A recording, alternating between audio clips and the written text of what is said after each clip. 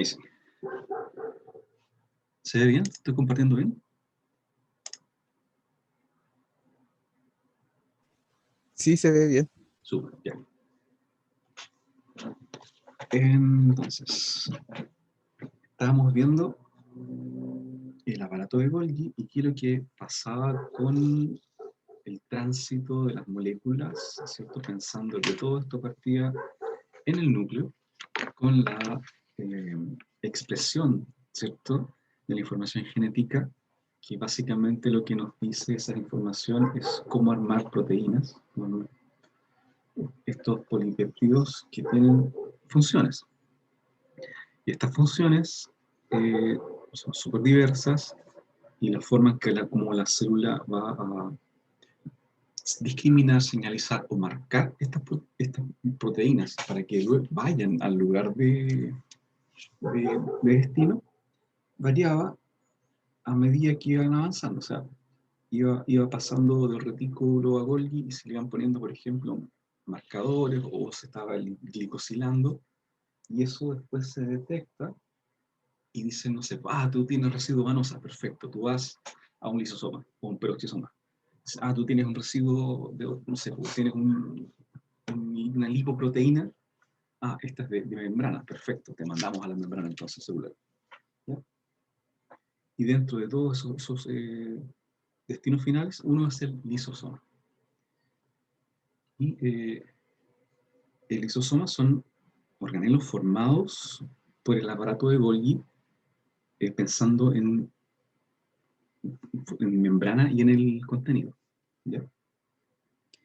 Lo que tiene el lisosoma básicamente son enzimas, muchas enzimas. Y bueno, obviamente tiene proteínas transportadoras porque necesitamos que haya acá un ingreso de material. ¿Sí? Estas enzimas son principalmente hidrolíticas y proteolíticas. Básicamente lo que hacen es romper y degradar cosas. Y es lo que se llama, en realidad, es llamado así, y a mí no me gusta mucho, pero que a mí me gusta o no me gusta, da lo mismo. O sea, me sé menos práctico, sí. Así como está la respiración celular, esto es como una digestión celular. No me gusta cuando hacen esas analogías, porque no son necesarias. Porque no es una digestión como lo que hacemos, hay una degradación. Pero bueno, no importa. La analogía nos sirve para entender, entonces. El lisosoma vendría siendo como, no como un sistema digestivo, pero sí cumpliría más o menos las funciones. Son partículas esféricas con una membrana simple que tiene proteínas de transporte que le permite el intercambio de moléculas que se van a degradar.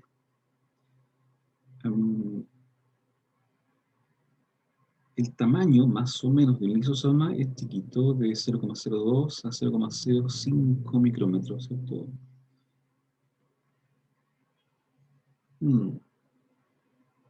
Quizá un poco más pequeño, estaba viendo el 0,5 es muy grande.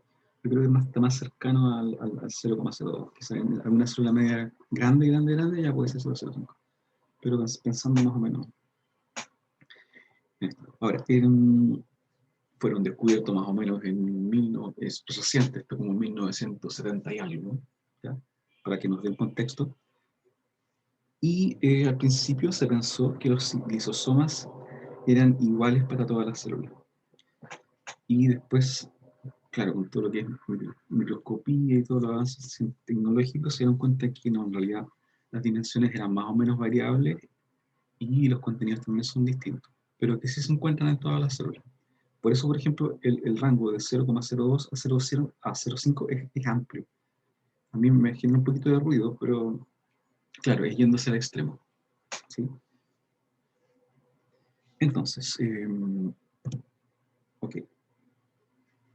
¿Qué son? Son corpúsculos generalmente esféricos, ¿cierto? Con una membrana y puede representar más o menos un 5% del volumen celular. O sea, hay hartas en realidad. Es una son bastantes las lisosomas que están y están distribuidos, ¿cierto? Al interior de la célula. Ahora, ¿qué cosa es importante? Que el pH interno del lisosoma es en torno a 5, o sea, 4,7, 4,8, 5, 5 por 1, anda como por ahí, más o menos, ¿ya? ¿De qué depende esto? Depende de las enzimas que tienen. O sea, y no es que la enzima afecte el pH, sino que el pH interno está en función de los pHs óptimos de la maquinaria enzimática que tiene el lisosoma, ¿ya? Y generalmente es pH más bajo que el pH intracelular del citosoma. Ahora, ¿esto cómo se consigue? Esto es mediante bombas de protones que hay en las membranas que efectivamente, por medio de un gasto energético, permiten que haya un ingreso hacia el interior de protones y se mantenga el pH bajo.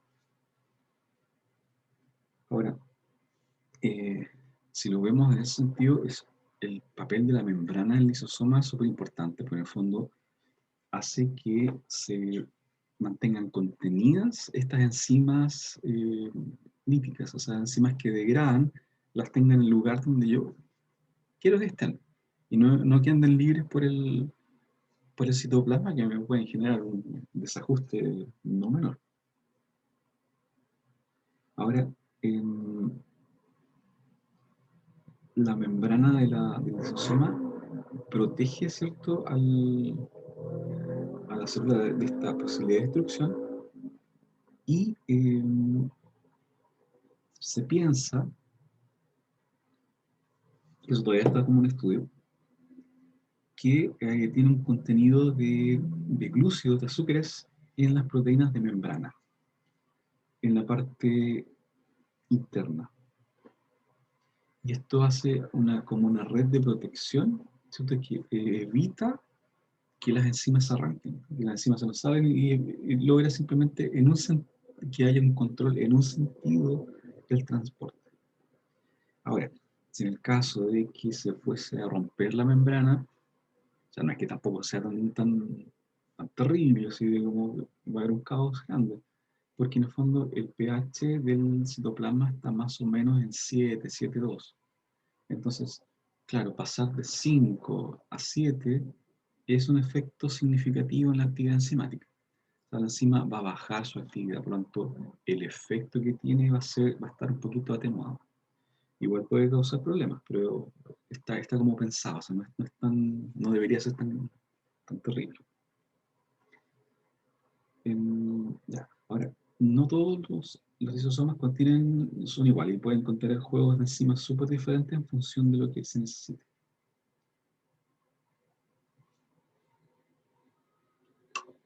Ahora, los lisosomas tienen clasificaciones o nombres según el estado de degradación de moléculas que tienen. Entonces, se distinguen entre lisosomas primarios, secundarios y cuerpos residuales. Los cuerpos residuales principalmente tienen material que ya no puede ser degradado y quedan almacenados en el interior de la célula. Eso lo vamos un poco de más adelante. Y generalmente eso después se va al exterior, es fagocitado, o sea, perdón, sí, por exocitosis. Básicamente es como botar la basura.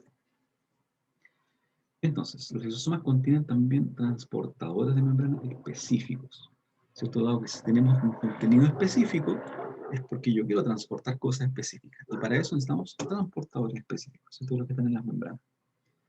Entonces van a ser, eso principalmente es para aminoácidos, azúcares, nucleótidos. Y eso es generalmente lo que atacan. Entonces vamos a tener enzimas, nucleosidasas, peroxidasas y otras hidrolasas que son las que rompen los enlaces de azúcar. Ya. Entonces, nuestra digestión celular, que en el fondo es la función, puede ser intracelular o extracelular, ¿cierto? La intracelular vendría siendo para nutrientes ingresados por endocitosis, heterofagia, la autofagia, a organelos defectuosos, hay que reemplazar, o la apoptosis, que lo vamos a ver muy suavecito cuando veamos el ciclo celular, pero la apoptosis es una muerte celular programada o suicidio celular, pero es en realidad muerte celular programada en la cual, a diferencia, por ejemplo, si yo tengo un shock osmótico o un shock térmico en el cual la muerte es violenta e imprevista de la célula, en la apoptosis es dada unas señales, una cascada de señales. Existen proteínas internas, que son las caspasas, que eh, se activan con estas señales y básicamente la célula dice, ok, algo ha ocurrido y no podemos seguir viviendo, tenemos que eh, detener nuestro estado de viabilidad y para eso nos vamos a desarmar en forma ordenada. Y es así tal cual, es un desmantelamiento ordenado. La célula se empieza como para su ciclo y empieza a ordenar en secciones, en contenedores membranosos, sus diferentes partes, y eventualmente la célula, una vez que tiene todo ordenado, la membrana de la célula se rompe y libera todas estas pequeñas envolturas, estos cuerpos apoptóticos. Y esos cuerpos apoptóticos luego pueden ser utilizados por otras células.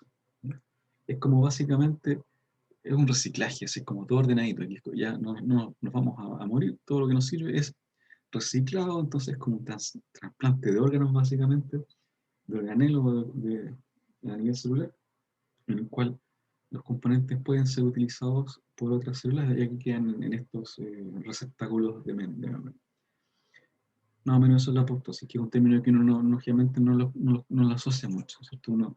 Heterofagia, autofagia es como más intuitivo, pero apoptosis no tanto. Bien, bueno, y a nivel extracelular, ¿cierto? Hay un nivel de reacción acrosoma, nivel de espermio, y hay un tema de exoenzimas, que son enzimas liberadas para degradar algún compuesto o algún nutriente o algo que esté afuera. ¿Ya? Esto pensando también puede ser, en el current sensing se puede ver algo así, que si yo quiero romper un poco a veces la biopelícula que me está generando esta interacción, entonces yo tiro algunas exoenzimas y me degradan los polímeros de afuera y las células se liberan, ¿ya? De ese entramado que han puesto inicialmente. Enzimas. ¿Ya? Como hemos visto, ¿cierto? El pH interior del lisosoma cercano a 5, generalmente es como 4,8, y eso es porque las enzimas hidrolíticas, ¿cierto? Funcionan mejor, o sea, tienen un pH óptimo de actividad cuando es más bajo, más ácido. Entonces, los lisosomas utilizan enzimas para, para sus funciones, ¿cierto? Reciclar organelos y todo.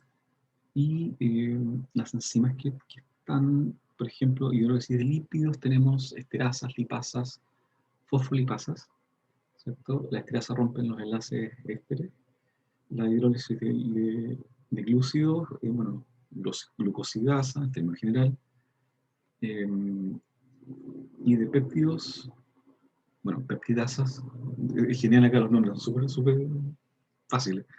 Peptidasa rompen péptidos. Ahora, claro, dentro de estas glucosidasas, lipasas y peptidasas, tenemos subgrupos y subdenominaciones que nos dicen con mayor certeza qué es lo que están rompiendo. Por ejemplo, una esterasa. Dice, perfecto, lo que hace es romper el enlace éster. ¿Ya? Pero son lipasas en forma genérica. ¿Ya? Y obviamente todas estas enzimas idealmente están no es que yo tenga como un pack de todas en un lisosoma, sino que lo más adecuado es tener un lisosoma que tenga mayor cantidad de lipasas si es que yo estoy en ciertas condiciones, ¿sí?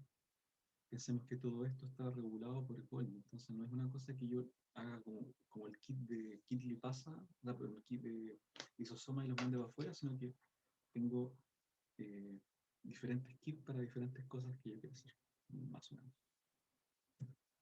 Ya, entonces, tipos de lisosomas. El primero, ¿cierto? Es el lisosoma primario, que son... Profesor, se le escucha bajo ahora. Qué raro, qué raro, No qué sé. raro. A ver.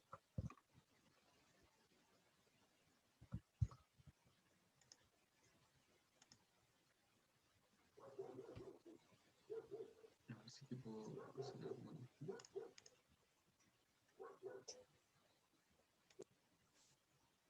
Y ahora, Se le escucha un poco más alto, pero no.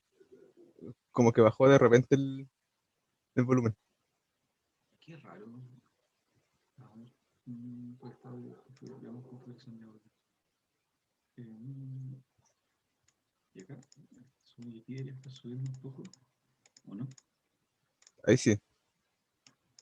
Ya, creo que no sube nada. Trato de mover y ni me pesca. A ver, y con este, ¿se escucha algo Se- diferente o no? sí, se escucha Porque, un poco más fuerte. o sea, Que se tengo, escucha como si se hubiera alejado, así como que. qué raro, y eso que estoy al lado, ni me moví el computador. Mm, claro, esto es altavoz, esto es un micrófono, cara a nivel, señal de entrada, Por quizás. ejemplo, ahora le empieza a subir. Ya, pero es porque me acerqué un poco Ya. al computador, pero fue acercarme como 10 centímetros, no fue tanto más. Um, yo creo que lo que voy a tener que hacer es comprarme un micrófono, tal vez. Ya, pero por ejemplo, ahora ya se le escucha más alto. Qué raro. Bueno, ya, súper. Vamos a quedar tranquilos que se arregló un poquito. Ya, entonces, estábamos con los tipos de lisosomas. El lisosoma primario.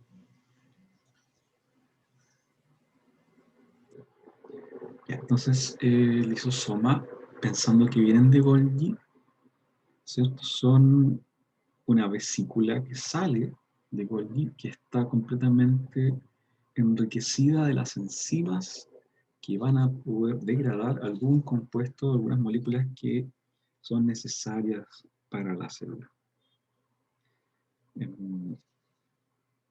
Principalmente estas enzimas son hidrolasas, ¿cierto? Hidrolizan cosas. Ahora, estas hidrolasas son sintetizadas en el retículo endoplásmico rugoso y viajan, ¿cierto?, por Golgi, por medio de transporte vesicular, como lo habíamos visto antes. Y ahí sufren, ¿cierto?, diferentes modificaciones, principalmente son glicosilaciones, y estas glicosiones son principalmente muy ricas en manosa 6-fosfato, y la manosa es, en este caso la 6-fosfato, es un marcador, una estampilla que dirige a las enzimas hacia la ruta de los lisosomas. O sea, es como, estas están marcadas con manosa 6-fosfato, perfecto, estas las agrupamos aquí y generamos el lisosoma, en vez de ser mandadas a algún otro lado. Y ese es como el lisosoma primario. Cuando está inactivo, no posee moléculas para digerir. Bien. Cuando tiene moléculas, ahí está activo. Lo cual tiene sentido.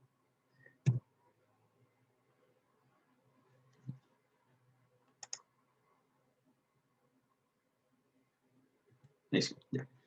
Segundo tipo es un lisosoma secundario que contiene una variedad de enzimas capaces de degradar, ¿cierto?, de todo lo que podamos.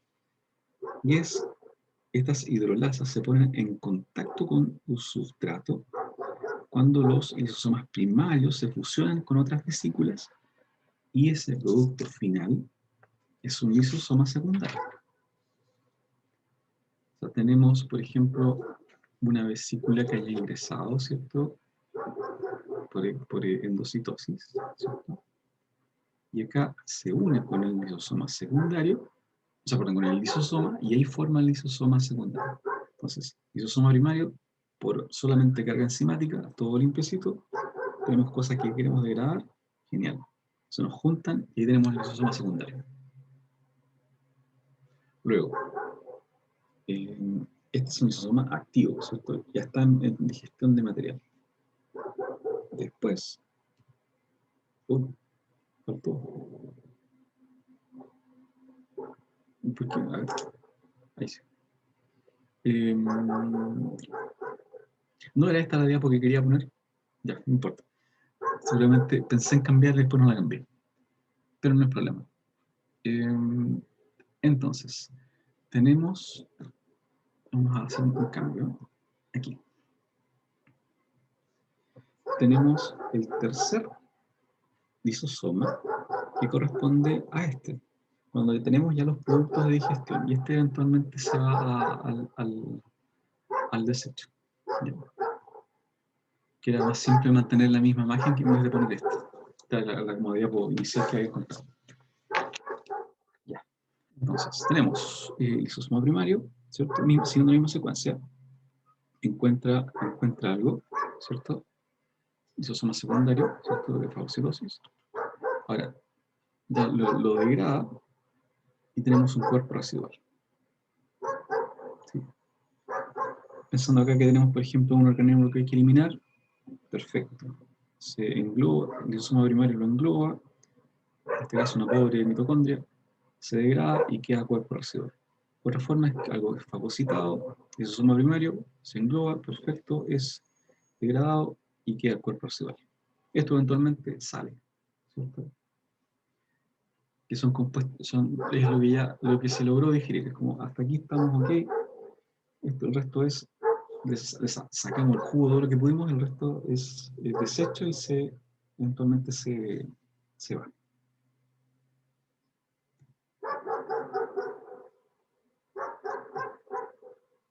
Ahora, existen otras, que es la vacuola autofágica, que corresponde a un lisosoma que contiene partes celulares. ¿Ya? Pero es como un subgrupo, pero sigue siendo igual, no cambia. Lo que pasa es que es una eh, diferenciación de que este tiene organelos, ¿sí? Es como el diagrama que hemos visto anterior. Entonces, ahora, esto está acá, ¿cierto? Ingresa algo, que lo que queremos degradar, y tenemos el lisosoma primario, ¿cierto? Se junta, entonces tenemos el secundario, y también está el caso del organelo. Que en realidad esta diapo está como de más porque estaba explicado con la otra. Ya, eso es lo que pasa cuando uno arma las diapos con tanto tiempo de anticipación. Pero en el fondo es que el lisosoma tiene la capacidad de degradar tanto cosas externas como internas, y cuando está solo el lisosoma con las enzimas es el primario, una vez que se junta con lo que quiere degradar es el secundario, y una vez que dejó todo listo, ese es lo que corresponde al cuerpo residual que eventualmente es desechado de la célula. Ahora, peroxisomas, que es el otro pedacito. Los peroxisomas son orgánulos citoplasmáticos súper comunes, a diferencia que estos tienen solo una membrana y se encuentran en la mayoría de células eucariotas. Ahora, es un organelo oxidativo, donde el oxígeno molecular actúa como cosustrato para la formación de peróxido de hidrógeno. Bueno, de ahí el nombre de peroxisoma, ¿sí? porque tiene por la capacidad de producir peróxido de hidrógeno. Ahora, estos personajes tienen un rol súper importante en el metabolismo de lípidos y la conversión de especies reactivas al oxígeno. Están súper involucrados en el catabolismo de ácidos grasos de cadena larga. Ahí está lo importante de estos organelos.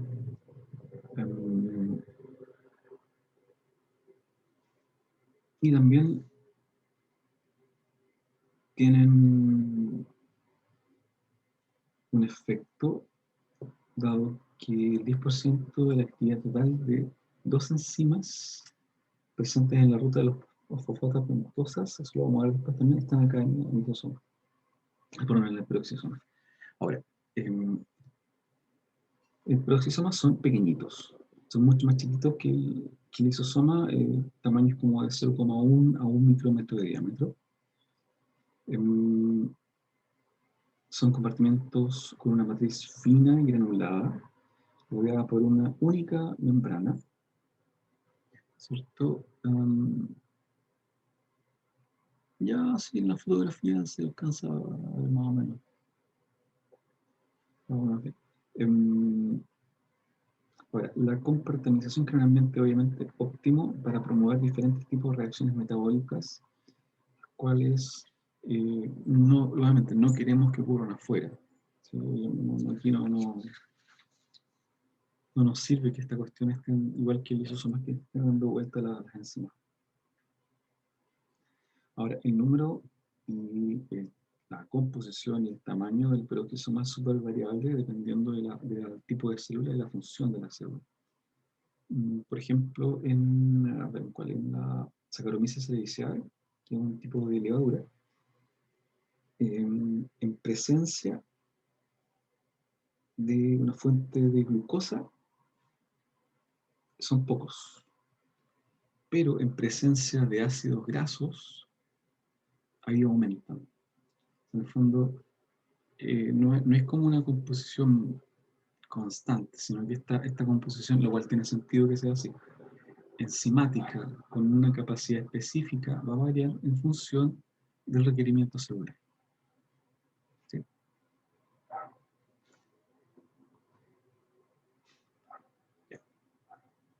Entonces,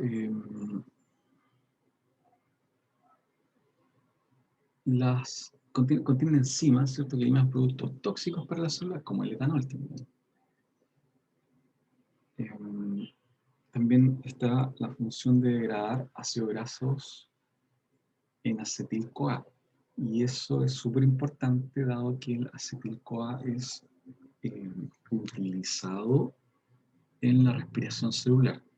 Es una molécula que permite que el piruvato, que es la última molécula resultante de la glucólisis, pueda ingresar, luego de ser modificada, al ciclo de Krebs, donde se termina de exprimir toda la capacidad energética de la glucólisis. Entonces, si viéndolo en ese sentido, es re importante, porque sin acetil-CoA esta cuestión queda estancada ahí y no perdemos un montón de energía. Lo otro que es súper importante, que es en plantas, tienen un rol de transformación hacia grasas al ser almacenadas en azúcares. Y esto afecta en el desarrollo del almidón y también en la fotosíntesis de las plantas. ¿Ya? Por eso es que en las plantas el peroxisoma tiene un rol más potente.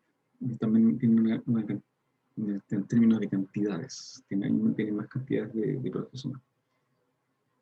Y en la fotorrespiración. Recordemos que en las plantas la respiración se produce en... ¿cómo se llama esta parte? Bueno, me acuerdo el nombre de los estomas. Estomas parece que eran los que están en las hojas. Que en esos poros se produce la respiración celular. La respiración de las plantas. Y en las células que están en ese sector son importante la presencia de peroxisomas para poder realizar este proceso generando en términos energéticos también, la obtención de ATP, ¿ya? O sea, por un lado está la parte de la fotosíntesis, pero también hay una generación de energía producto de la respiración celular. Ya. Y esta parte es como importante. Es el tráfico, o básicamente es como lo que habíamos partido con esto y terminamos con esto. Como el tráfico en el sistema de endomembranas. Entonces, podemos ver esto como un sistema de reparto de moléculas que provienen, ¿cierto?, desde el retículo endoplásmico, que está unido al núcleo, ¿cierto?, donde está la fuente de información, que principalmente nos da nuestro ARN mensajero, el cual es leído por el ribosoma y utilizando el ARN de transferencia nos va formando los polipéptidos, que estos están, bueno, ya lo vimos todo, toda esa parte, por las subunidades, ¿cierto?, del ribosoma que están adosados al retículo endoplásmico rugoso. Se van armando las proteínas luego se van modificando y van pasando al sistema de Golgi y donde terminan de modificarse y se marcan para que vayan a diferentes lados. Entonces, veamos, tengamos un poco aprovechemos los números que están acá y demos un poco de historia. Entonces, las vesículas que transportan líquido y proteína pueden seguir varias rutas, como lo habíamos visto al inicio, desde el retículo hasta llegar hacia fuera a la membrana o a algún tipo de lisosoma o otro organelo. Entonces, tenemos en uno que las proteínas se sintetizan en los ribosomas unidos al retículo de la cara citosónica del retículo endoplásmico rugoso, ¿cierto? En dos, corresponde a las etapas iniciales de la glicosilación que tienen lugar en el lumen del retículo endoplásmico. Luego, estas vesículas son llevadas hacia la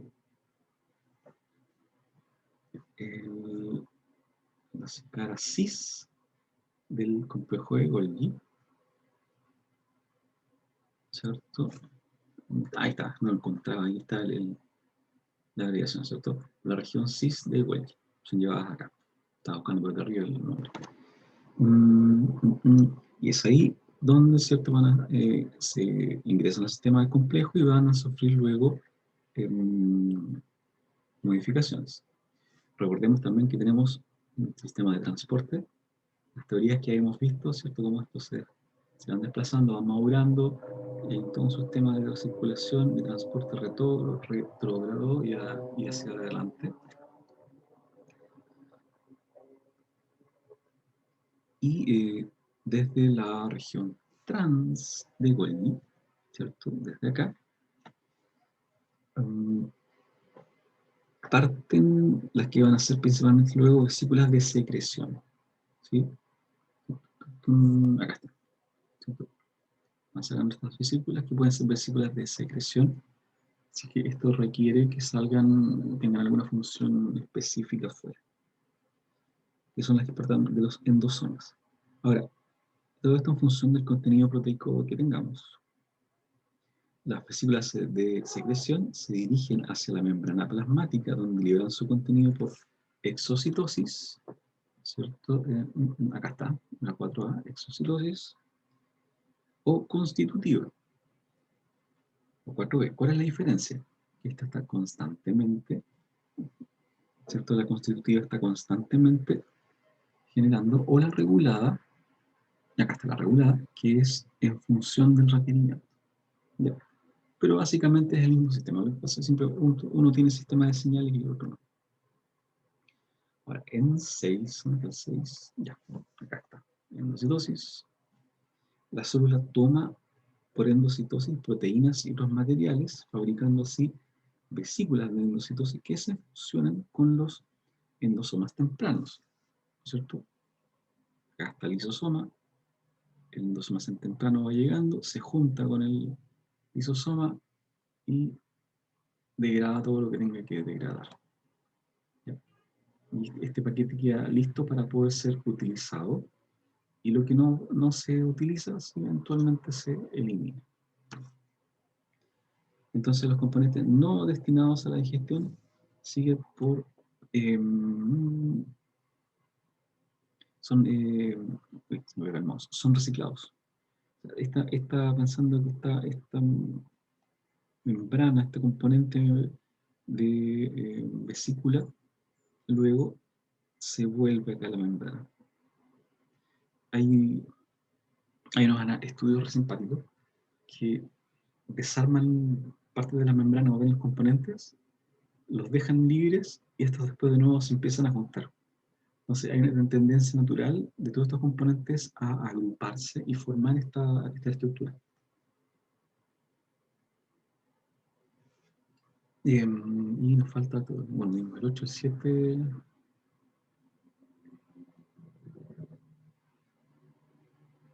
Y bueno, acá está. Eso falta el 9. Pensamos acá entonces que tenemos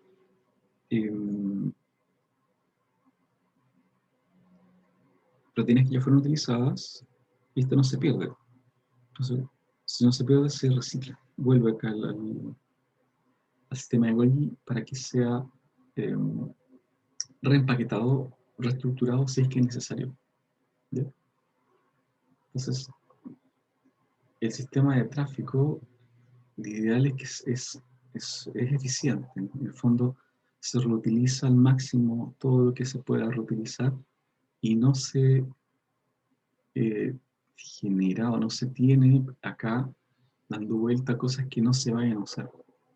A menos que sean secreciones constitutivas, pero eso también es porque son necesarios que se hacen. ¿Ya? Entonces, está altamente regulado y con una tasa de reutilización bastante alta. Y nos faltan estos dos de acá. Hablamos de endocitosis y exocitosis, pero no lo habíamos explicado más allá. Y básicamente, la exocitosis, las proteínas retenidas en el interior de la vesícula se descargan al exterior, cuando la vesícula se fusiona a la membrana plasmática. Entonces, tenemos citosol, medio extracelular, entonces la vesícula eventualmente a poco se fusiona a la membrana. ¿Ya? Para que eso ocurra, obviamente tenemos que tener receptores que permitan esta unión, y tenemos que tener una composición similar de la membrana.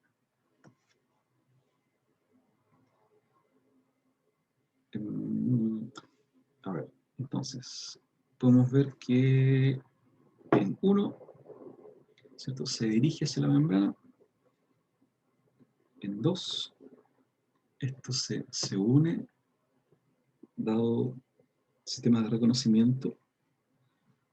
En 3 hay una ruptura y expansión que permite la liberación del material.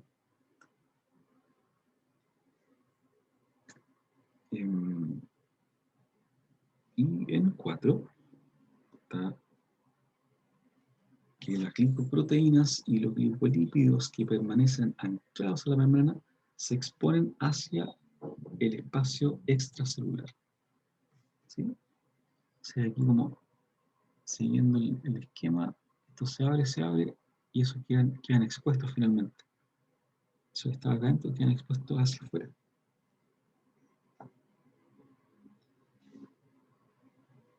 Ahora,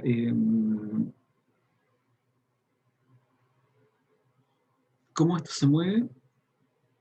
Todavía no está completamente dilucidado, pero se sospecha que es por medio de microtúbulos, que son componentes del citoesqueleto. ¿Ya? O sea, yo creo que aquí, como va el desarrollo tecnológico, de aquí a 10 años esto va a estar mucho, mucho más claro. Los avances que en citometría, en microscopía y en otras técnicas permiten que esto se vea, pero o sea, es como comparar las fotos de Júpiter de hace 20 años atrás. Increíble. El nivel de resolución que se tiene acá, tanto en el sistema micro, es similar. Y la la endocitosis, que es la que vamos, es la siguiente, es al revés. ¿Cierto? Tenemos el medio extracelular y el citosol. Y esto va en el otro sentido. Entonces tenemos esto hacia adentro.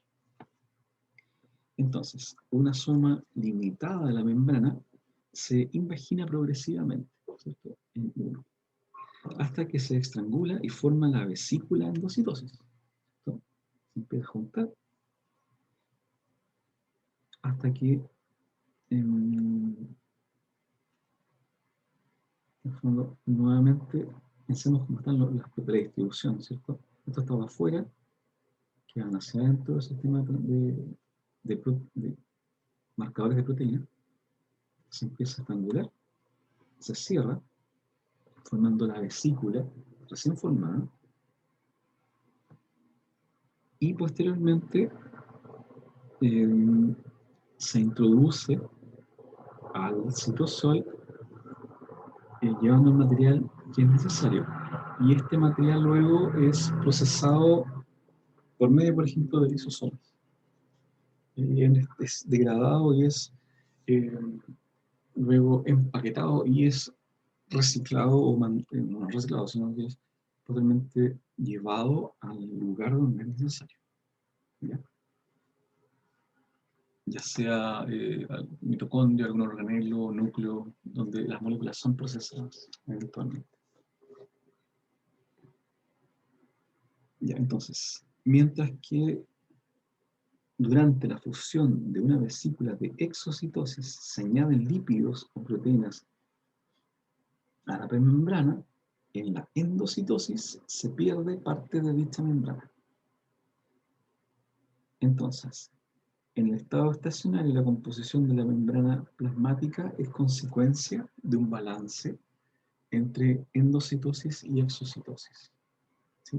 Obviamente, esto luego, cuando es utilizado, parte de los componentes de esta membrana son idealmente devueltos a la membrana citoplasmática. ¿Sí? Acá la idea es que no se nos pierda nada de material. Ya, y eso es para cerrar con lo que corresponde al Golgi sistema de transporte de membranas. Ya,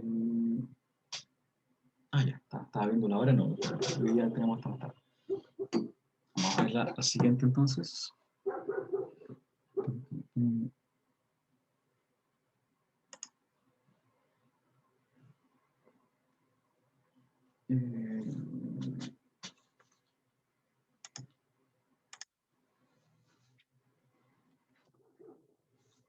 Ya. Siguiendo entonces, vamos a ver una parte de membrana. Y luego terminamos con membrana y con el citoesqueleto. Dentro de hoy día yo creo que podemos ver hasta los lípidos de membrana. La parte de la composición, los lípidos, y después vemos la última parte que es carbohidrato, proteína de membrana y transporte junto con el citoesqueleto. Más o menos pensando en la introducción. Dame un minuto, voy a armar un poquito más, rellenar el té, que está con mi garganta muy seca hoy día. ¿Ya? Ya, yo también voy a aprovechar así. Pausa la grabación entonces. Ya. Entonces, siguiendo con lo que es el sistema de membranas, en términos del marco de estructura y función celular, nos toca ahora ir a la parte más externa que corresponde a la membrana plasmática. Entonces, ya. Así como las paredes externas de una casa o de un auto proporcionan básicamente lo que es una barrera sólida, ¿cierto? Media inflexible que protege a las personas de un mundo exterior violento. Ocurre lo mismo con la célula, que tenemos una barrera que es resistente e impermeable porque el contenido es bastante delicado. Pero lo curioso es que esta estructura es bastante más frágil y delgada de lo que uno podría pensar. O sea, el espesor es de 5 a 10 nanómetros más o menos. O sea, pensando, se necesitarían cerca como de 5.000 membranas para poder tener el grosor de una hoja de papel, quizás un poco más incluso. Ahora, dada que era tan delgadita, no se encontraba ningún indicio que diera más detalle de su composición hasta luego de posterior de 1950, cuando con técnicas de tinción se logró empezar a ver un poco y sostenían fotografías como este tipo, o sea, en el fondo tenemos el contenido interior y acá un marcaje, es decir, acá hay algo que está separando y pareciera que tuviésemos un espacio acá, o sea, una línea, un espacio intermedio y otra línea de separación. Entonces empezaron de a poquito las teorías de cómo podría estar configurada esta membrana, esta barrera de protección. Entonces, lo primero fue pensar que esta membrana constaba de 3 capas, ¿cierto? 2 capas teñidas más oscuro y una capa intermedia con un color más claro. Eso era como lo primero que se identificó. Ahora, de a poco se fue clarificando y estas teorías dieron lugar a un sistema un poco más complejo en el cual se identificó, por ejemplo, que tenemos una doble capa de fosfolípidos o de lípidos, ¿cierto?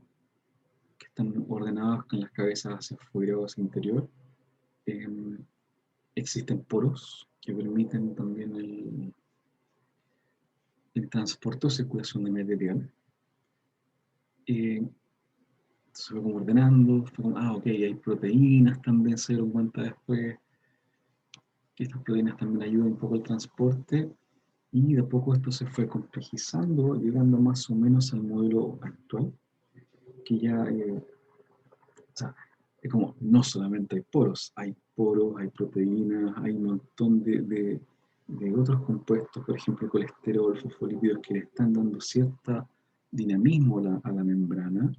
Hay marcadores, sacáridos, hay proteínas que salen a su lado, o sea, ya pasar de algo acá, fue un proceso bastante largo de investigación y de teorías. Entonces, al principio, más o menos, eh, por los años 1880 se tenía la idea, o ya que decía, ok, tenemos algo que lo más probable es que esté compuesto de lípidos, dado que las moléculas apolares pasan y las polares no. Entonces, bueno, ok, después lo más probable es que sea una capa monolipídica, ¿cierto? Lo más simple de pensar. Y empezaron a darse cuenta que todas las condiciones, lo que estaba ocurriendo, pareciera que no, que era una capa de dos lípidos, perfecto. Después se dieron cuenta, según las interacciones, que estaban adosadas moléculas de proteína. Entonces la cosa era un poco más compleja. Todo esto sin todavía tener idea por fotografía. Está solamente microscopio, visión y viendo lo que estaba, cómo se estaban comportando, cómo iban ocurriendo los transportes. Luego, genial, pudimos sacar una foto y ok, empecemos a ver qué es lo que pasa efectivamente, empezamos a agrandar esto y luego más o menos en 1980 vino el modelo de mosaico fluido, y ese fue como o sea, yo me acuerdo cuando vi membrana en colegio, era como, ese era el modelo y ya está. O sea, ese era como lo último que había. Y efectivamente, por luego más o menos en el año 2000 ya la situación ya está nuevamente más levemente modificada. Seguía siendo un modelo de mosaico fluido, pero ya la estructura era distinta. Ya estamos hablando de por ejemplo, de canales con doble hélice, no doble hélice, con hélices, alfa hélices, perdón, de proteínas, o sea, uniones acá de carbohidratos, el sistema de señales, pensando que la primera publicación del quórum sensing tiene que haber sido como del año 90 y tanto, no sé, del 90, 98, 96 hasta 2005. Y ahí como, chuga, esta cuestión no solamente una capa, sino que hay un montón de interacciones también. Entonces, si hay interacción, significa que tengo receptores. Si tengo receptores, involucra que la membrana no es tan simple, sino que la membrana tiene un montón de cosas, porque en el fondo, si tengo un receptor, esta señal tiene que venir del interior, o tiene que pasar al interior o al exterior. O sea, depende de lo que yo quiero señalizar. Entonces ahí fue como, ok, no solamente son poros, no solamente son proteínas de transporte, sino que también tiene que haber un sistema en el cual eh, esta señal sea llevada, pensando incluso en la apoptosis. Yo la señal la tengo externa, pero esto debe gatillar a que aquí haya una molécula señal que me gatille finalmente la cascada apoptótica de señales internas de caspasas, que son como 4 o 5 caspasas. Entonces, tampoco la situación es tan simple. Yo creo que este modelo igual va a ser mejorado, se supone, y va a ser comprendida la interacción de las células. Ok, entonces, más o menos, el modelo del mosaico fluido, siguiendo el esquema de la célula que hayamos visto con los otros organelos, tenemos nuestra célula, hacemos el zoom, la membrana, el modelo, hacemos un zoom de nuevo, esto es más o menos lo que tenemos, ¿cierto? Doble capa lipídica, segmentos de proteínas con doble hélice, o sea, con alfa hélice, ¿cierto? Que ingresan. ¿Te acuerdas cuando vimos las proteínas eran la estructura, ¿cierto? De lámina o de hélice alfa? Ya, las hélices alfa están acá arriba. Aquí donde hay hartas alfa hélices. Entonces, esto fue principalmente acá, ¿cierto? El modelo pensado por Singer y Nicholson. Imaginar estos personajes que la membrana como una capa de lípidos fluida con un mosaico de proteínas. Entonces, de ahí está el nombre, mosaico fluido. Súper bien. Que estas proteínas están ancladas al interior hidrofóbico de la membrana y en algunos segmentos están transmembrana.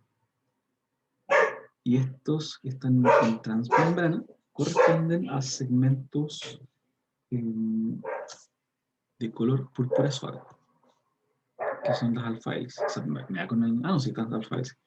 A veces les digo doble hélice, no, doble hélice es del ADN, alfa hélice. Ahora, el ADN es alfa hélice, ¿no? Pero es por el sentido que tiene la hélice. ¿Okay? Pero esta es simple, no es doble, ¿cierto? Tenemos proteínas periféricas.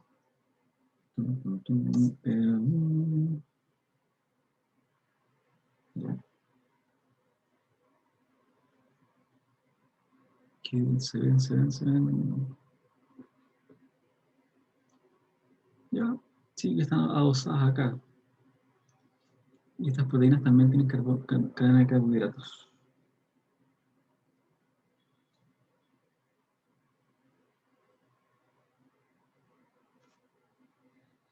Ahora, lo interesante es que estas moléculas son las que efectivamente hacen de factores señal, que permiten el reconocimiento de otras moléculas u otras condiciones ambientales. Pensando, por ejemplo, que esto reconoce tal vez, y eso va a hacer que estas uniones como no es tan así, pero podemos pensar que esto es como un brazo que agarra la molécula y la lleva al punto de transporte. Ya que puede ser, no está, pero imaginemos que esto está rodeado, están rodeando un canal. ¿Ya? Y son 2, 3, 4, 5 y que al medio tenemos un canal. Entonces, reconocen y está. Lo marca acá y acá la molécula es nuevamente eh, unida y es transportada en función del requerimiento. Eso lo vimos similar cuando vimos el sistema de transporte en Golgi. ¿Sí? Es la forma de cómo se hacen es similar. Entonces, funciones de las membranas. Estas funciones son genéricas para todas las membranas, no solamente para la membrana citoplasmática o celular. ¿Ya? Ese es un detalle importante. Acá estamos pensando que todas las membranas tienen características más o menos similares, lo cual nos permite hacer una descripción que sirve para todas.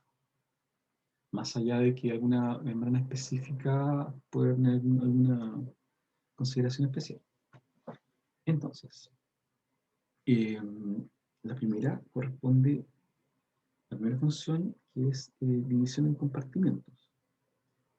Entonces, las membranas son hojas continuas, por lo tanto es inevitable que cierren compartimentos. Entonces la membrana plasmática encierra todo el contenido de la totalidad de la célula, mientras que las membranas, por ejemplo, nuclear, alojan espacios específicos. Entonces, también hace que el contenido es distinto. O sea, obviamente, si tenemos, por ejemplo, el contenido del núcleo, es distinto al citoplasma, y el citoplasma es distinto al medio extracelular. Entonces, la división en compartimientos, en membranas, permite que hayan actividades especializadas sin la interferencia externa y por lo tanto posibilita la regulación de actividades celulares independiente de otras zonas. Ya pensando en los organelos y secciones intracelulares, como también todo este macrosistema celular con el medio externo. ¿Ya? De la misma forma, o sea, pensando en esa lógica, la segunda función es de sitios para actividad bioquímica. Ahora, claro, o sea, dado que la membrana no solo cierra compartimentos, sino que también es un compartimento distinto por sí misma. Ahora, pensemos, si tenemos reactivos en solución, o sea, sin membrana, las composiciones relativas no se estabilizan y sus interacciones dependen básicamente de las colisiones aleatorias que tengan estos reactivos en esta solución. Entonces, al tener una membrana, la membrana proporciona un marco, ¿cierto? O un andamiaje que permite ordenar estos componentes y de esta forma que la interacción sea efectiva y que no anden ahí sueltos por la vida más o menos las moléculas, sino la velocidad de reacción o las velocidades de producción serían bajísimas y es poco eficiente. Ya, otra de las funciones corresponde a la provisión de una barrera con permeabilidad selectiva. Ya, entonces, obviamente la membrana evita el intercambio irrestricto de moléculas de un lado a otro, o sea, no pasa todo en un sentido y en el otro, cada cosa es regulada y ordenada. Entonces, también suministran los medios de comunicación entre los compartimentos que la separan. Por ejemplo, como lo vimos entre retículo y Golgi. ¿Sí? Ahora, en términos macro, podemos pensar en la membrana celular como un foso que rodea un castillo, ¿cierto? Entonces, esto sirve de barrera y tenemos unos puentes, ¿cierto?, que comunican el movimiento hacia el interior o hacia el exterior, que pueden ser abiertos o cerrados, pero son localizados. ¿Ya? Entonces, eso nos permite una permeabilidad selectiva. Ahora, ligado con la permeabilidad está la otra función que corresponde al transporte.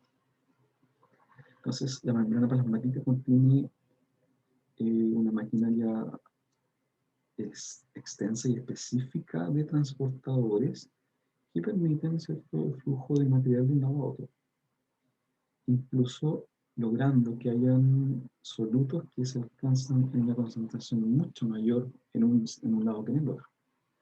¿Sí? Cosa que si fuese solamente sin un sistema de regulación no podría ser.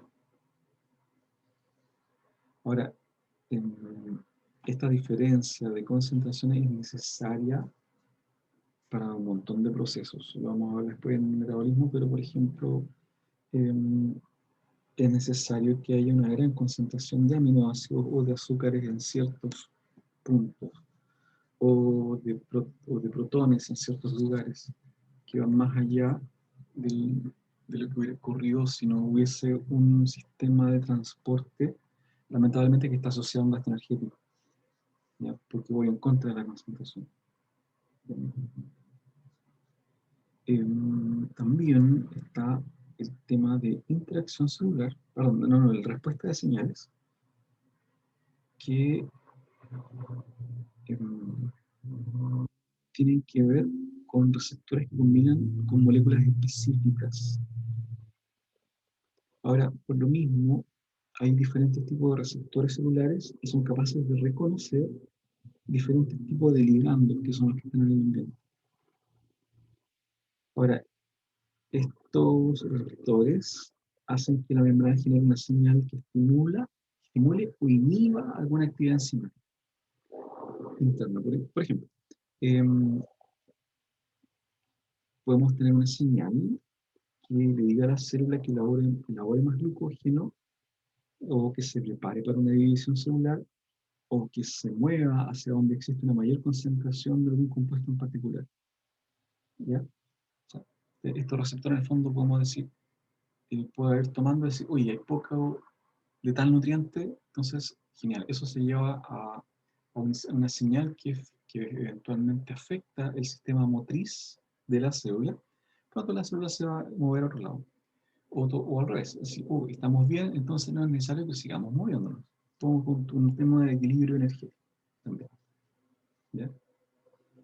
Que eso es genial. Una vez puede pensar que la célula está como flotando por la vida y en realidad no, tiene un sistema muy activo de movilidad y las velocidades que alcanzan son altas, altas. O sea, si lo llevásemos a un nivel de escala, que lo vamos a ver después cuando vamos a citoesqueleto, es sorprendente. Las velocidades que tienen son muy, muy altas. O sea, no, nada, pero envidiablemente rápido. Y bueno, ya, interacción celular. Esta es otra de las funciones. Eh, ya, pensando también que tenemos señales y todo. Ahora, las células están, no hay que pensarlas como un ente individual, sino como un ente colectivo. Tenemos poblaciones. Por lo tanto, es necesario que hayan señales e interacciones de las células con las vecinas, ya sean de la misma tipo celular o cuando se forman consorcios microbianos.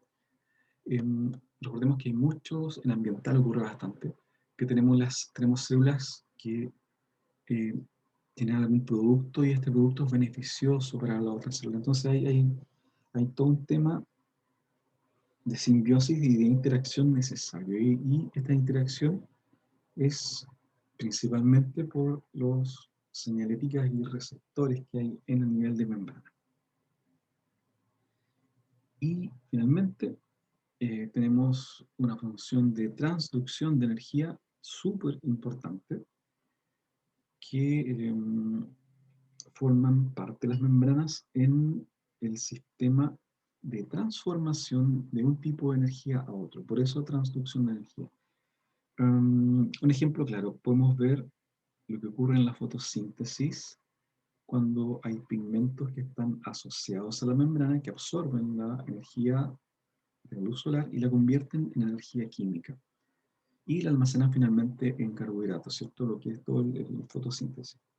Por otro lado, también tenemos en la mitocondria, que es en la membrana de la mitocondria donde se realiza la última parte, o sea, básicamente el estruje final a nivel energético de la molécula de glucosa, que es de donde se saca la energía de del organismo no fotosintético, por ejemplo.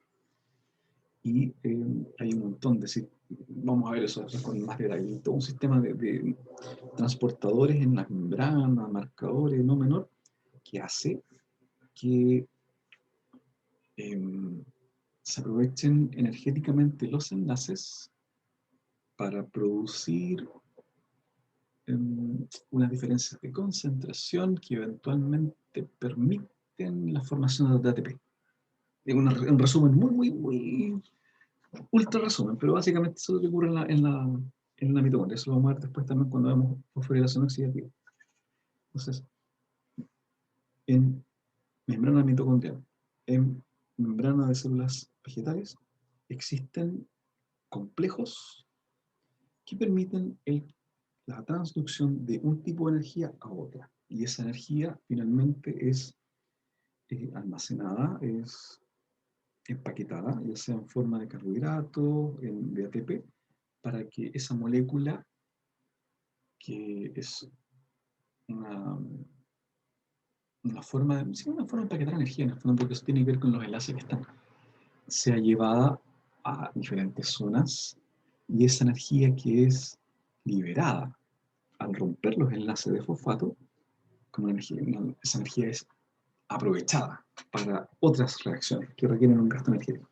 Eso es lo que es, eso es lo que ocurre, que hay reacciones endergónicas entre los últimos dos fosfatos y esa energía es utilizada para otra reacción que se hace ensolapada. Eso es más o menos lo que hace el ATP, que también lo vamos a ver en la parte de bioenergía. Ya, entonces, funciones de la membrana. Importantes. Contención, ¿cierto? Parte energética, señalética, protección, contención para reacciones bioquímicas. O sea, entonces, la bomba que es importantísimo, ¿cierto? No es solamente lo que se podía haber pensado inicialmente, que era como un contenedor o como una bolsa que tenía la célula. No, ¿sabes? Como se ha ido descubriendo, podemos ver que el nivel de funciones es bastante compleja y amplio. Ok, entonces, ahora empezamos a ver, ya que tenemos una cantidad grande de funciones, obviamente la composición no es algo tan simple. No es un par de lípidos y un par de proteínas. No, la cosa es más compleja y es lo que vamos a ver en la composición química de las membranas. Si bien, de forma genérica, las membranas son ensamblajes de lípidos y proteínas que están unidos en enlaces no covalentes, podemos ver que esta relativamente simple, no es tan así dada la configuración que tenemos.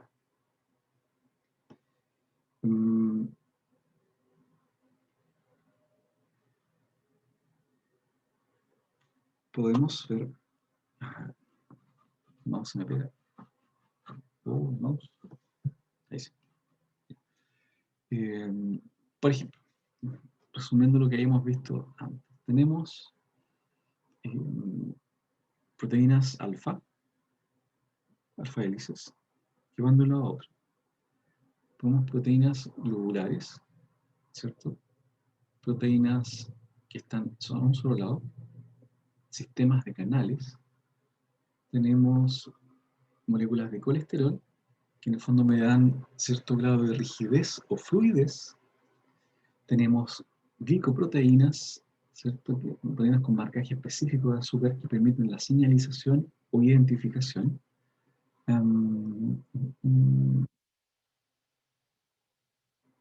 Me falta algo. Acá está, eso. Glicolípidos, ¿cierto? Tenemos lípidos que también están adicionados con moléculas de azúcar.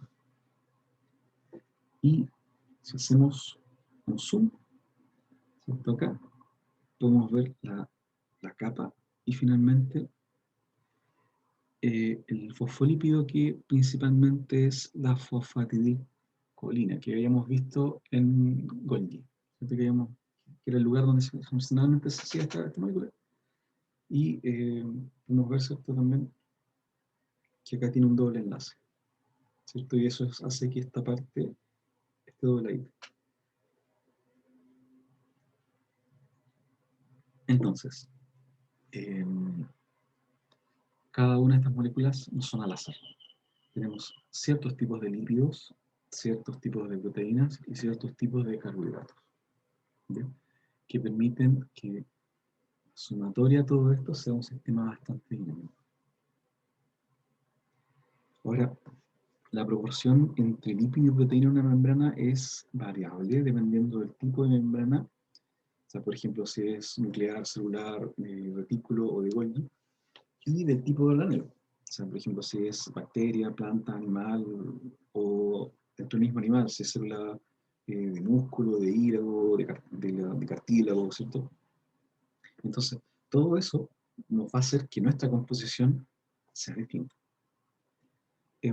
Por ejemplo, la membrana interna de la mitocondria tiene una alta proporción entre proteína y lípido, en comparación con la plasmática o la del eritrocito, el glóbulo rojo.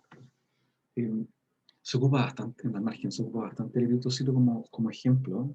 Me lo he topado en muchos libros a nivel de explicación de membrana o de otras cosas. Debe ser que tiene que haber sido una de las iniciales, así como la E. coli, fue como muy estudiada. Aparentemente el eritrocito también fue como súper estudiado como modelo. Bueno, y también podemos pensar en una célula nerviosa. La composición es diferente, porque, no sé si te acuerdas, pero la célula nerviosa requiere un impulso eléctrico, ¿cierto? Tiene un tema de bomba sodio-potasio, ¿no?, menor, y ese impulso eléctrico requiere, obviamente, que la composición de la membrana sea característica para eso, o sea, tenga un detalle en eso. Y imaginemos, no sé, pues la neurona que tiene la dendrita, el soma y el axón, y el axón es larguísimo. Entonces, la composición de esa parte de la membrana no es para nada igual a una célula muscular o de hígado, una célula hepática. Ahí tenemos una diferencia bastante grande. O de hueso también, ¿ya? Que, hay temas distintos de interacción. O una muscular, que también tenemos un impulso eléctrico, pero es distinto. Entonces, las diferencias de las células repercuten en las funciones básicas de la membrana. Entonces, por ejemplo, la membrana mitocondrial interna contiene portadores proteicos de la cadena de transporte de electrones que efectivamente nos afecta después en la síntesis de ATP. En cambio, por ejemplo, la función principal de la vaina de mielina, que es donde está la parte de la célula neuronal, lo que busca es una capa de lípidos de alta resistencia eléctrica por el impulso nervioso.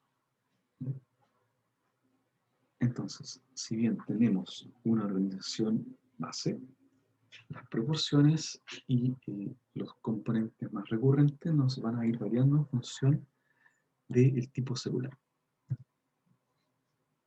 Ya. Entonces, si vemos... Porque esta es muy parecida a otra que habíamos mostrado, pero bueno. Siento como que esta ya puede estar repetida, pero bueno. Parece que se fue hacia atrás. Sí, lo que pasa es que está al revés, está. Es como para el otro lado, pero bueno.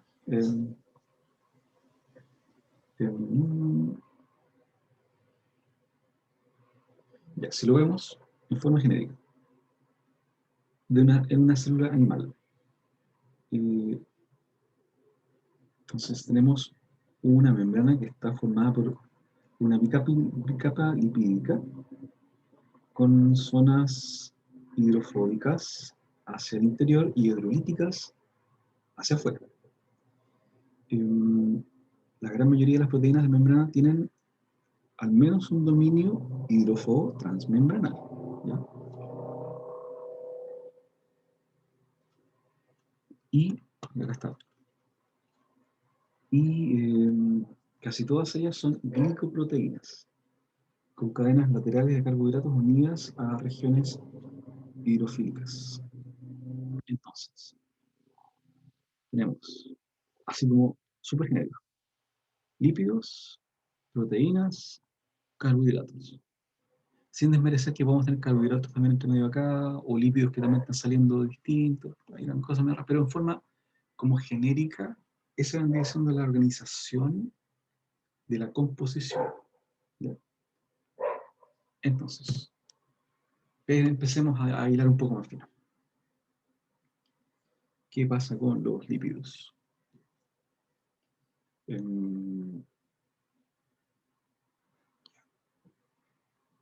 Las membranas poseen una gran diversidad de lípidos en realidad. Si empezamos a ver, acá son un montón. ¿Ya? Y si bien tenemos la estructura genérica, podemos ir diferenciando. Por ejemplo, acá, esta parte es igual, en la parte del fosfato también. La cadena radical nos puede cambiar un poco, y acá lo que nos cambia, por ejemplo, es la primera parte.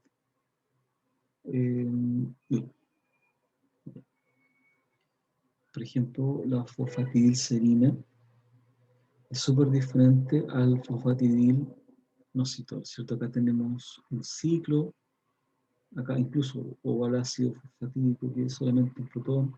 Entonces, esta complejidad nos va a afectar bastante.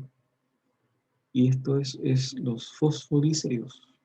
Tenemos también los esfingolípidos y el colesterol, que son los tres tipos principales de lípidos de membrana. Y cada uno tiene como subclase. Entonces, veamos. Los fosfoglicéridos, que es un grupo bastante grande,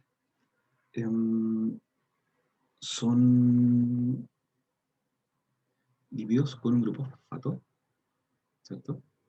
Tenemos acá, a diferencia del otro, estos son los que tienen grupo fosfato, y por eso son fosfolípidos.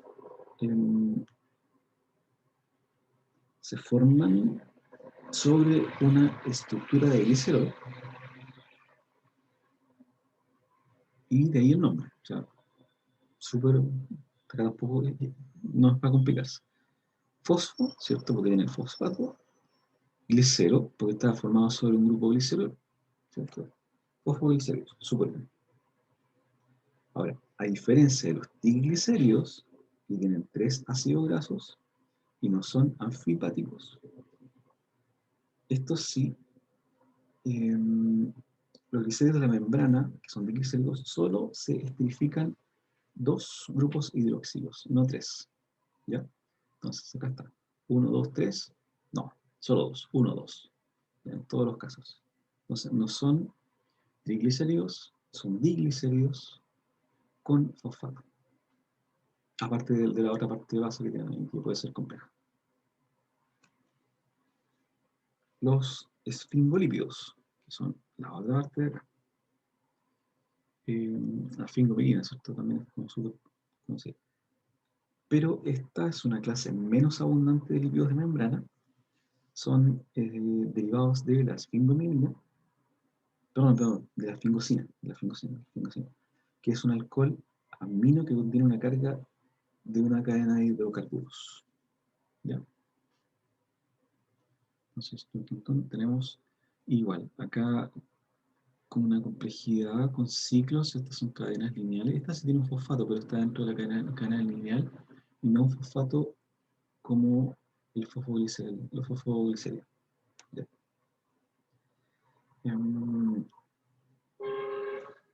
Ahora, ya que todos los esfingolípidos tienen 2 cadenas largas, hidrofóbicas, también son anfipáticos. ¿Ya? Eso también es importante. Ahora, el otro componente que también es, bueno, ya, este hay mucho, este hay poco, y este también hay harto, que puede ser más o menos en algunas células animales hasta el 50% de las moléculas de lípido de la membrana pueden ser colesterol. Ahora, no existen todas las membranas de todas las plantas o de todas las bacterias. Ahora, el colesterol es más pequeño que otros lípidos y menos anfipático. Eso también le da hace que la membrana sea más rígida cuando tiene un alto contenido de colesterol. Ahora, las moléculas de colesterol se orientan con un grupo pequeño hidroxilo hidrofílico hacia la superficie de la membrana y el resto de la molécula permanece incrustado en la membrana. Esa es como la forma que tiene del masa. Entonces, esta parte va como para afuera, básicamente. Ahora, esto hace que interfieran con ciertos movimientos también de la membrana o de transporte, cuando hay zonas que se requieren con mayor resistencia también. Le da poco resistencia mecánica a la azúcar. Ok, acá podemos ver una distribución, como por ejemplo he hecho un eritrocito, una mielina, una célula nerviosa, y acá una mitocondria. O sea, tenemos células súper diferentes para ir viendo más o menos las diferencias de las proporciones. Entonces, cada tipo de membrana celular tiene su propia composición lipídica que difiere de las demás dependiendo de la naturaleza del grupo de cabeza y de las especies particulares de las cadenas de óseo graso.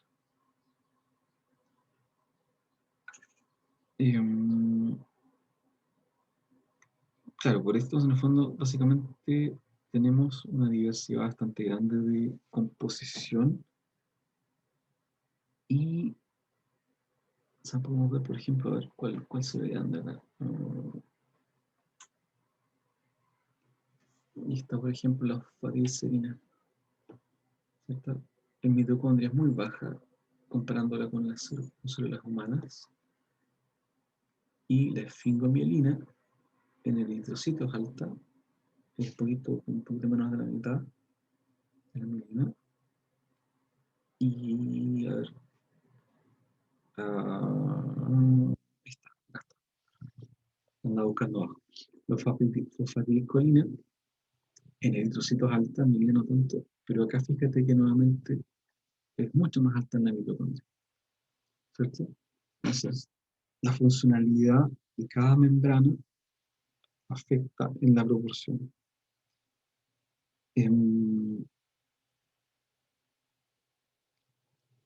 Ahora, la composición de los lípidos puede determinar el estado físico de la membrana que influye en la actividad de las proteínas de cada membrana. Ahora también los lípidos de la membrana proporcionan eh, precursores para mensajes químicos que también afectan en la regulación celular, ya sea todo del organelo o la de la célula como sí. Ahora, también las membranas al interior generan redes interconectadas y dada la flexibilidad de la bicapa, las membranas son bastante deformables, se pueden cambiar eh, y eso se ve en la movilidad cuando hagamos citoesqueleto. Ahí vamos a ver un poco del efecto que tiene esta flexibilidad que permite la movilidad celular también. Ahora, otra característica relevante de la bicapa de lípidos es la capacidad de ensamblarse a sí misma. Eso es lo que te había comentado hace un minuto, que se hizo un ensayo con células vivas y se dispersó una cantidad de fosfatidilcolina en una solución acuosa y las moléculas de fosfolípidos se tendieron a ensamblar de manera espontánea para formar paredes de vesículas esféricas que tenían un líquido O sea, no tenían ninguna cosa adicional, pero generalmente se tendían a agrupar y formar estos pequeños liposomas, ¿cierto? De bueno, el contenido no tenía nada más específico, pero es el hecho de la facilidad que tiene, y esto es provocado principalmente por el efecto de los lípidos, que tienden a agruparse esto, formas no polares, polares, las patas, las cabezas hacia afuera, las patas hacia adentro, y se cierran formando estos corpúsculos. Carbohidratos. A ver, pregunto. Sí.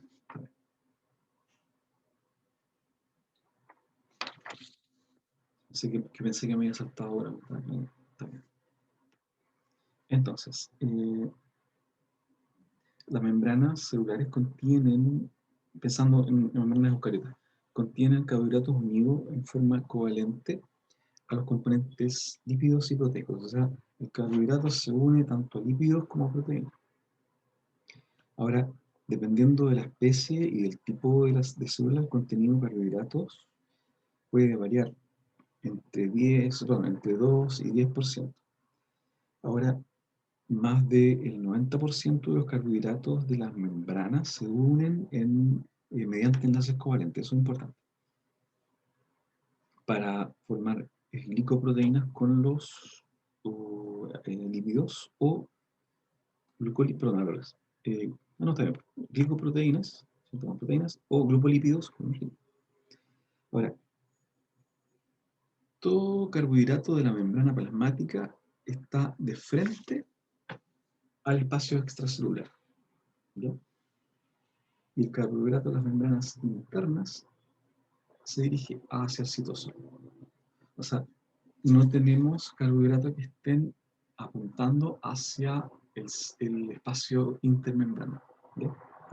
Hacia afuera o hacia adentro.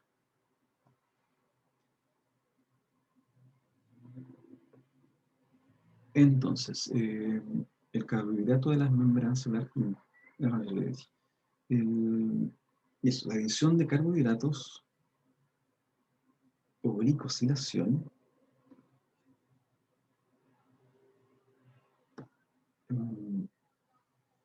es la más compleja, ¿cierto? En términos de la definición, pensando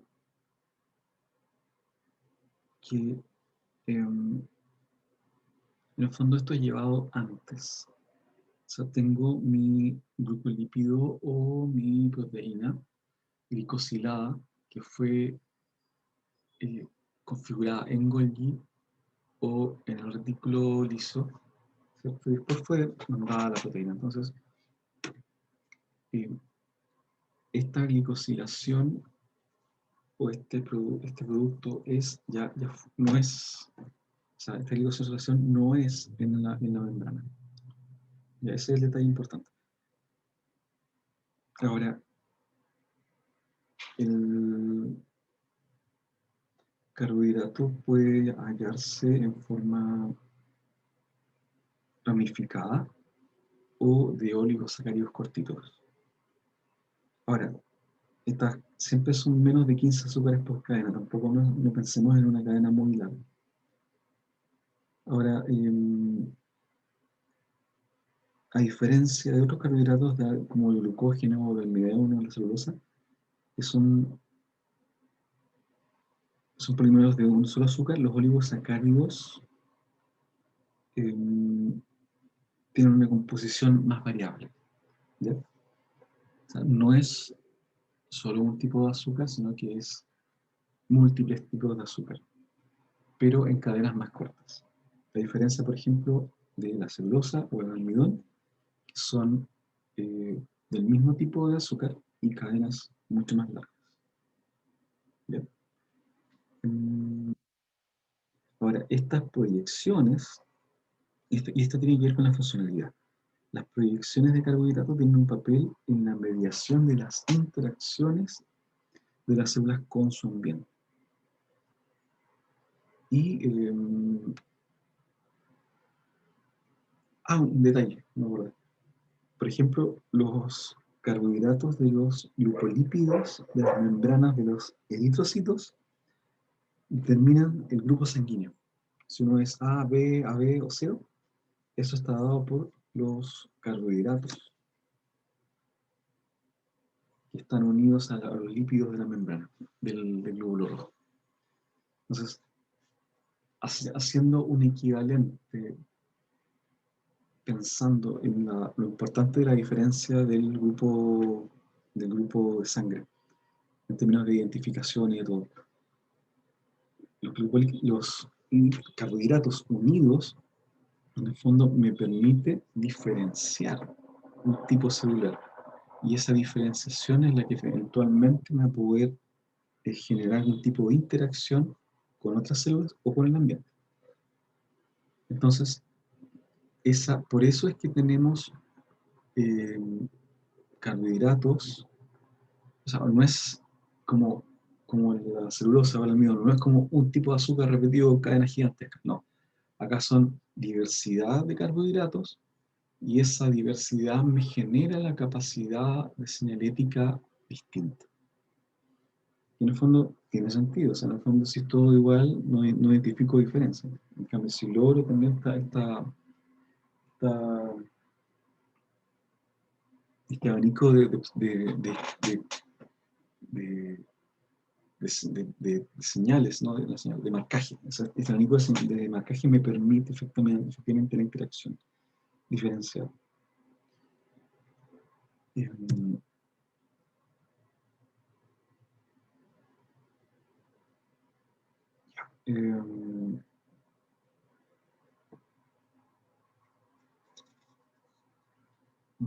A ver.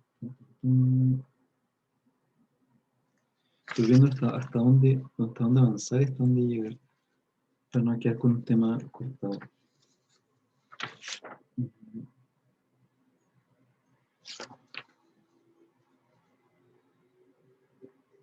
Ya, porque en el fondo nos queda proteínas, tipos, funciones de proteínas, y luego fluidez y transporte. Ya. Entonces, dejemos acá, porque necesito que veamos proteínas junto con transporte y fluidez, porque ahí está todo el tema del ligado del transporte. O sea, haciendo como un resumen. Lípidos, ¿qué es lo que me aporta? Me aporta fluidez en membrana, ¿cierto? Carbohidratos, me aporta señalización, igual siendo súper genérico más o menos la descripción. Y proteínas, la proteína es lo que me afecta mucho es en el transporte. ¿Ya? Y eso que necesito que lo hagamos proteínas junto con transporte activo, pasivo, todo mediado, y para después ver el tipo de movimiento transmembrana, que ahí tenemos la proteína como transporte, el carbohidrato como señalizador y el lípido como fluidez para beneficiar cierto tipo de transporte o no. Entonces ahí la composición nos va a dar un poquito más de sentido en ese cuento. Ya, por ejemplo, viendo acá en esta imagen súper por encima. Ya, esta proteína tiene una función. Esta de un paso único, pero acá imagínate que ella multipaso, acá ya nos genera un poro. Acá tenemos una subunidad que está acá tenemos una señalética.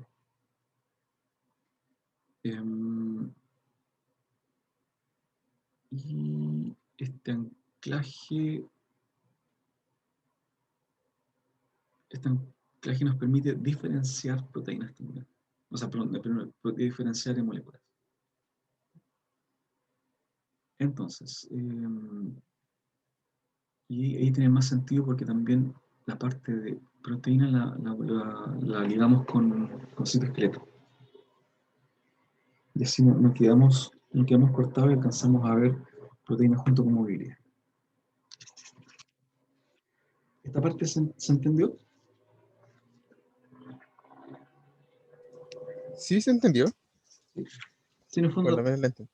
es que tampoco la idea es irnos muy en la profunda, o sea, reconocer la importancia de la membrana, la importancia de la composición y cómo afecta la funcionalidad, el hecho de que tenemos una funcionalidad amplia. Esta funcionalidad depende del tipo celular y por lo tanto su composición va a estar en función de eso, y que finalmente ver un poquito cómo afecta cada uno de estos macrocomponentes en las funcionalidades. O sea, pensando lípidos, afecta, por ejemplo, fluidez y otro tipo de cosas. Carbohidratos, señalética, proteínas, transporte.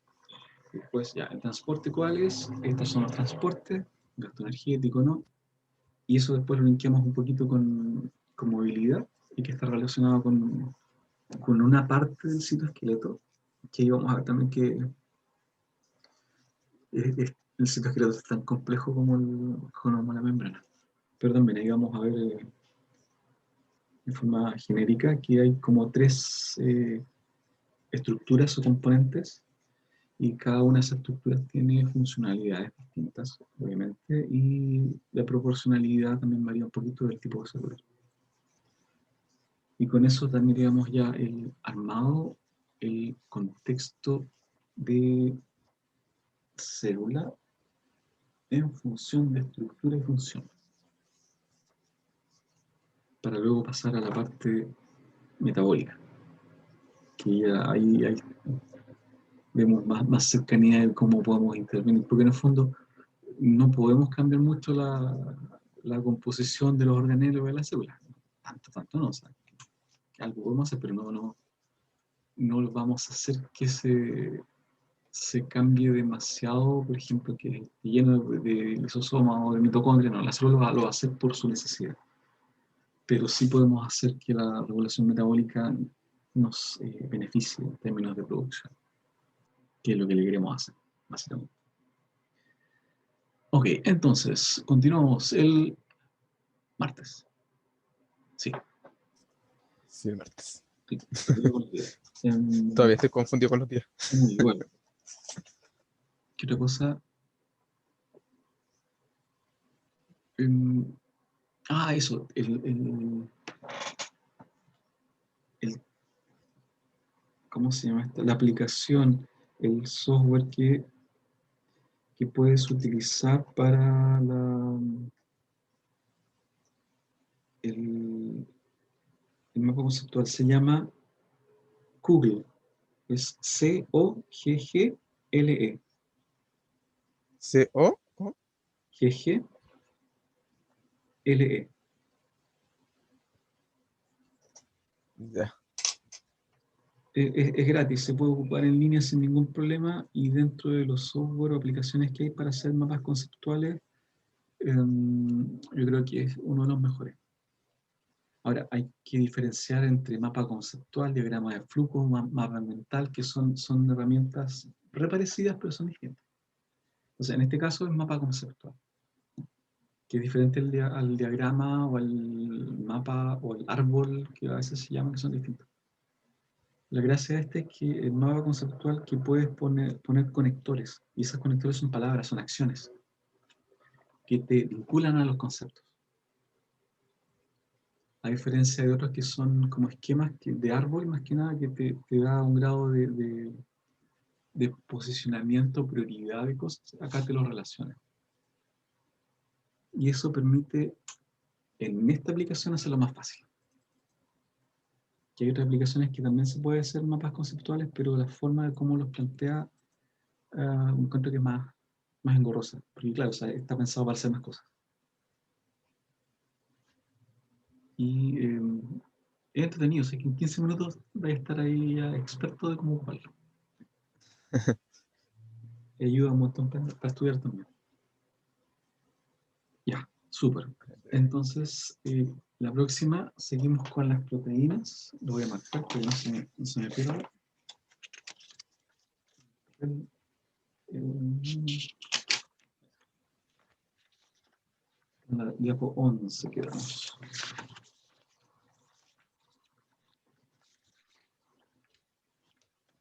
¿O no? ¿Cómo?